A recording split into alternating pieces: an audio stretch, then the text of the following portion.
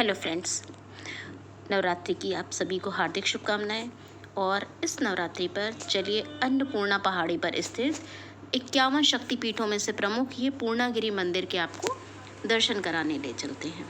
पहुंचना भी बहुत आसान है। टानकपुर रेलवे स्टेशन तक सीधे आपको ट्रेन मिल जाएगी और उसके बाद वहाँ से बस 20 किलोमीटर और रह जाता है, जिसमें कि 17 किलोमीटर आप वहाँ पे उपलब्ध कोई भी साधन से, ऑटो और तमाम तरह के वहाँ पे साधन चलते हैं, या अपनी गाड़ी से भी जा सकते हैं। लेकिन रास्ते की डिफ़िकल्टी देख लीजिए, रास्ता बिल्कुल समतल नहीं है और इसलिए बहुत संभाल करके चलाने की आवश्यकता है। बस ये थोड़ा बरसात के मौसम में ज़्यादा प्रॉब्लम हो जाती है और नहीं तो बाकी आपको पक्की सड़क मिलेगी।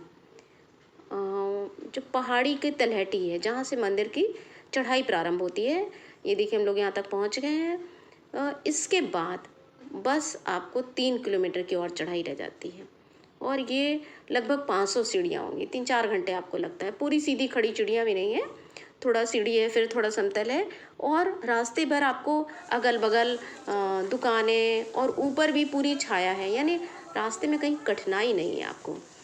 कोई भी मौसम में आ रहे हो, बरसात, धूप या किसी भी मौसम में आ रहे हो, तो सर पे छाया रहेगी और अगल बगल दुकानें और प्रसाद की दुकानें ये सब वहाँ पे रहती हैं। साथ ही ये पॉलीथीन फ्री जोन भी है, यहाँ पे पॉलीथीन का प्रयोग प्रतिबंधित है, तो ये भी मुझे आके अच्छा ही लगी। और जगह जगह पे आपको छोटे छोटे मंदिर जगह जगह पे दिखते जाएंगे। जैसे एक झूठे का मंदिर है, इसकी कहानी बड़ी ही अनोखी थी कि एक सेठ ने मान्यता मानी थी कि संतान हो जाएगी तो वो सोने का मंदिर चढ़ाएगा, और जब संतान हो गई तो उसने फिर तांबे का बना के उसमें सोने का पानी करके चढ़ा लिया। तो फिर जब चढ़ाने ला रहा था वो मंदिर यहीं पर रख गया, यहाँ से उठा नहीं। तो ये इसकी कहानी है झूठे के मंदिर की। जो पूरे रास्ते पर ये दुकानें लगी हुई हैं, यहाँ पे आप भोजन के अलावा रात्रि विश्राम कर सकते हो और प्रसाद बस आपको लेना है यहाँ पे ज़रूरी। आप प्रसाद लीजिए और फिर इसके बाद आप यहाँ पे निःशुल्क रात्रि विश्राम करते हो। पहुँच गए हम लोग ऊपर मंदिर तक। यहाँ पे माता का नाभि का हिस्सा गिरा था। जब भोले भंडारी धरती आकाश को एक करे दे रहे थे, तब उनके सुदर्शन चक्र से कट के विष्णु जी के यहाँ पर नाभि का हिस्सा गिरा था, इसलिए इस क्षेत्र की मान्यता बहुत ज़्यादा है। चैत्र की नवरात्रों में पूर्णागिरि में एक बहुत ही विशाल मेला लगता है जो कि 50 दिनों तक चलता है और तब 24 घंटे ये यात्रा मार्ग भक्तों के जयकारे से गुंजित होता रहता है।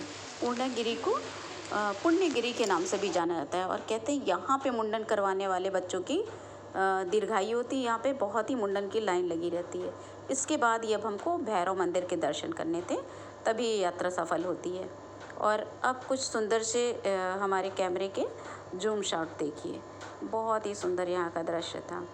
माँ पूर्णागिरि के मंदिर के दर्शन के बाद नेपाल में सिद्ध बाबा के दर्शन करने की बड़ी मान्यता है। तो अब बात कर लेते हैं पहुँचेंगे कैसे यहाँ पे। हम तो पूर्णागिरि माता के मंदिर से लौटने के बाद हमें टनकपुर बस स्टैंड से ही बस मिल गई थी। अदरवाइज़ ऑटो वगैरह भी जाते हैं जो कि आपको ये बनबसा नाम की जगह पर उतारते हैं। ये भारत का और नेपाल का सीमा का हमारा ज़िला है, स्थान है। और अब हम पहुंच गए हैं बैराज पर, जो कि शारदा नदी वही है जो भारत नेपाल की बॉर्डर बनाती है। काली नदी के नाम से आनी थी, यहाँ पे ये शारदा नदी के नाम से। अभी हम पहले पूर्णागिरि मंदिर में भी इसको देख के आए थे। आधा किलोमीटर लंबा ये बैराज है और क्रॉस करके अब हम इस तरफ आ गए हैं नेपाल के बॉर्डर पे। ये है महेंद्र नगर, नेपाल का महेंद्र नगर। अच्छा, यहाँ पे बड़े मज़े की बात हमने देखा, जो यहाँ पे गाड़ियों पे नंबर लिखे हैं वो हिंदी की देवनागरी लिपि में लिखे हैं। अगर आप जूम करके देखेंगे तो आपको हिंदी की देवनागरी लिपि में भी दिखाई देंगे ये नंबर।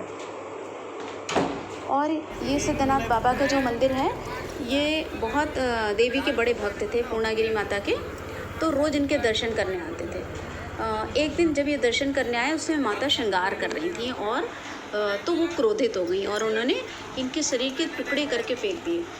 तो ये नेपाल में जिस स्थान पे टुकड़े गिरे, उन्हीं स्थानों पर अब इनके मंदिर पड़ गए। बाद में देवी ने इनको आशीर्वाद दिया कि मेरे दर्शन के बाद तुम्हारे दर्शन किए बिना ये यात्रा सफल नहीं होगी। तो हम लोग ये पहुँच गए। देखिए सिद्धनाथ बाबा के मंदिर में बहुत ही विशाल सा प्रांगण है। वैसे ये कई जगह, खल्ला में भी, नेपाल के खल्ला नाम के स्थान पे भी सिद्धनाथ बाबा का मंदिर है। और यहाँ पे बहुत ही सुंदर पंचमुखी शिव की प्रतिमा है। महादेव के दर्शन कीजिए और वीडियो अच्छा लगा हो तो लाइक शेयर और सब्सक्राइब कीजिए।